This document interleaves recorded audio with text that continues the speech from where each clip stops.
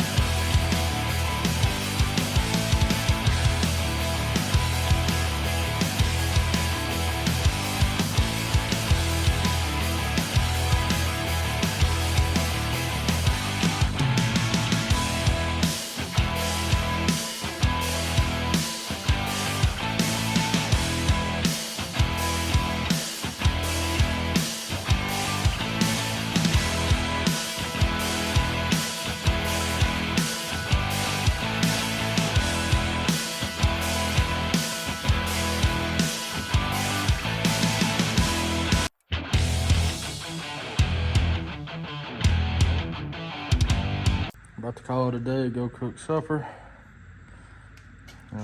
We got everything marked. It needs to be cut to fit the motor mounts. Got everything marked. We can go ahead and plate, get ready for the motor mounts.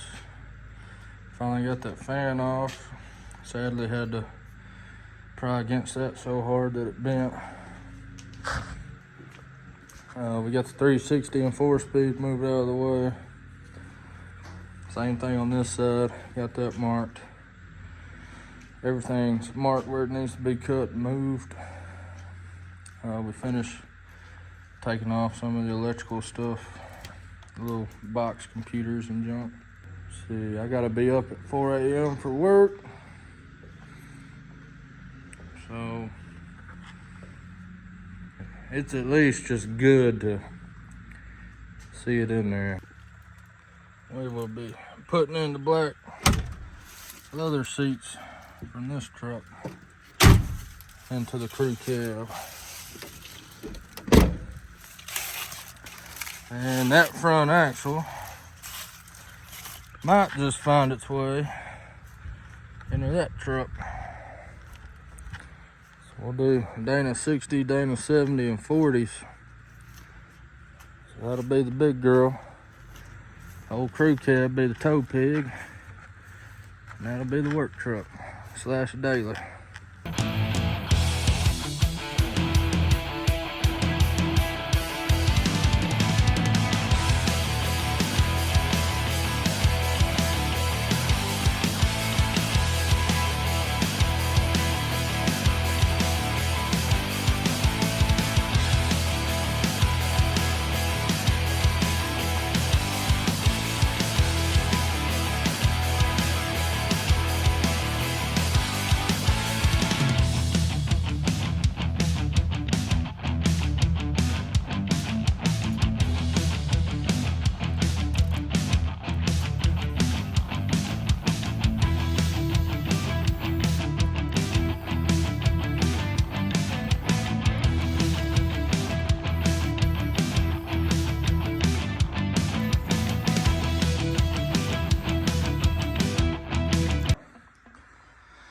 So, engine mount bracket supports for the 360 are out.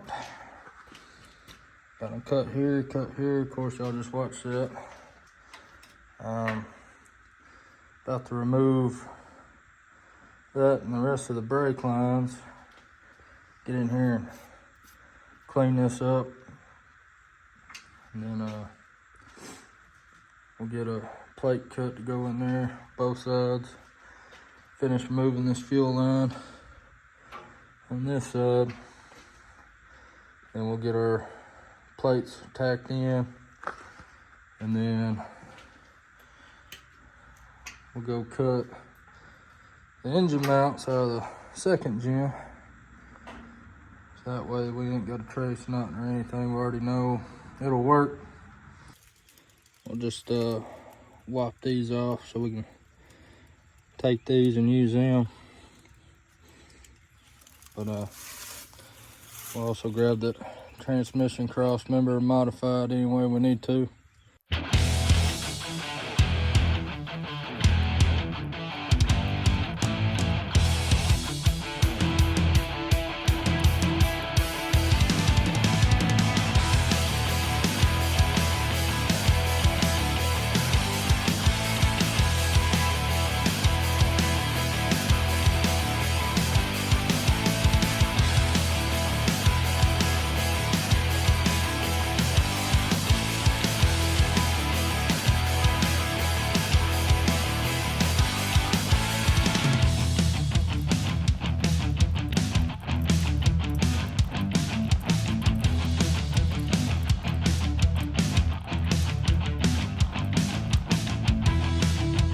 Grease, get you some kitchen cleaner. Works way better than any automotive grease remover. We'll let this bake overnight, spray it again, and then pressure wash this section in the morning. That way we can start getting our plates in and buffing these down.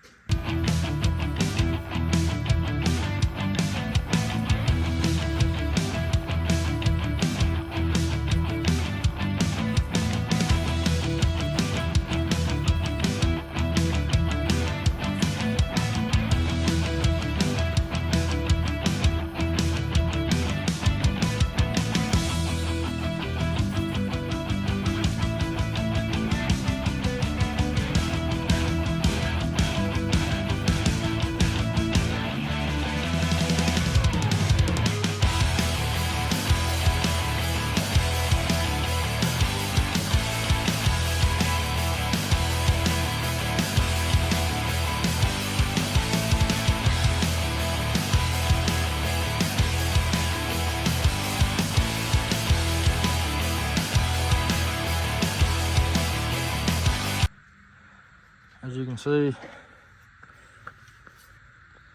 the oven cleaner works real well. Almost no grease left. Of course, there's a couple spots, but when we get in here to weld it, we'll clean it up with the grinder. About a week later from the last little section I filmed before pressure washing, just got done pressure washing. Went on a trip to Arkansas to see some family, and been working on my little boy's room and made a garden. Finished that up this morning. Got some lettuce, tomatoes, blackberries, squash, peppers, broccoli, cherry tomatoes, and cucumbers.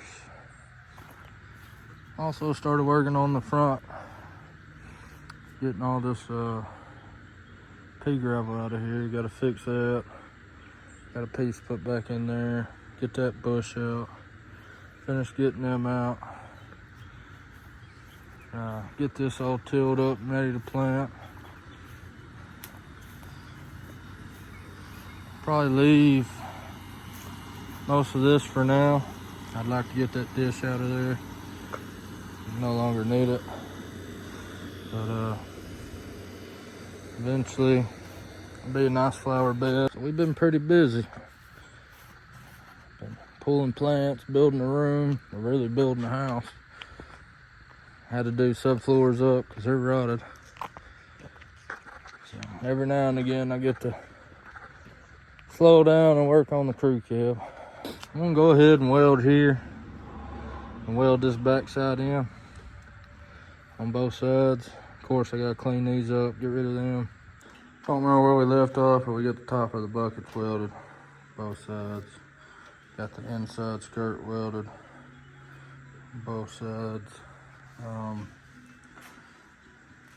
Can't do much today because get better. Yeah.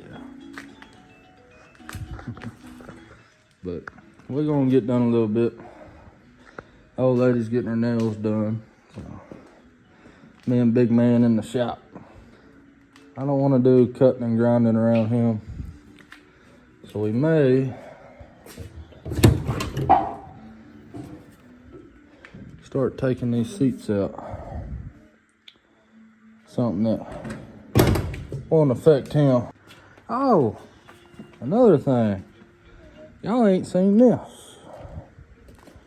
Got a Harley Davidson Fat Bob last Friday. So I've been riding a little bit too, instead of working in the shop.